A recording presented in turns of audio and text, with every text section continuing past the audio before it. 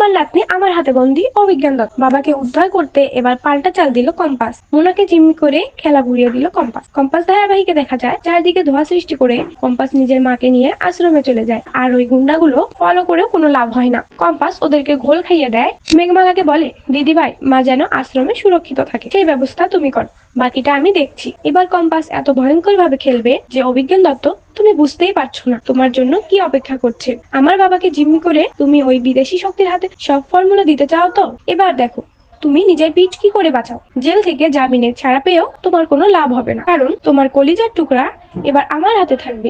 এবারে কম্পাস ওখান থেকে সোজা মোনালিসার বাড়ি চলে যায় এবং কম্পাস চুপি চুপি মোনালিসার ঘরে ঢুকে মোনালিসার মুখটা চেপে ধরে মোনাকে অজ্ঞান করে বাড়ি থেকে বের করে এবং মোনাকে নিয়ে কম্পাস আরেকটা ডেরায় চলে যায়। সেখানে জিৎ থাকে, আরো অনেকেই থাকে যারা কম্পাসের কাছে অজ্ঞান থাকে।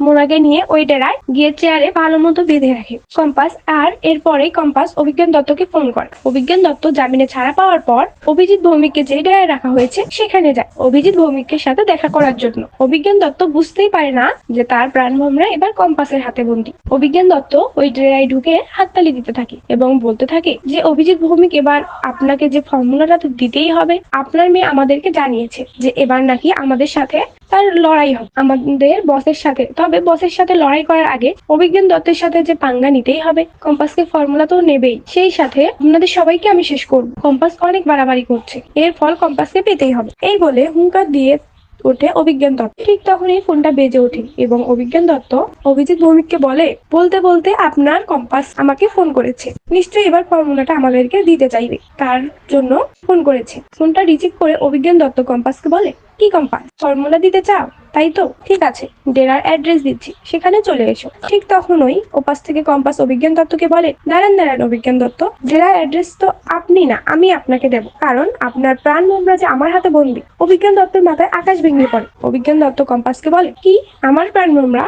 তার মানে কি বলতে চাইছো তুমি? কম্পাস অভিজ্ঞান দত্তকে বলে, আমি যা বলতে চাইছি সেটা আপনি চোখেই দেখে নিন না।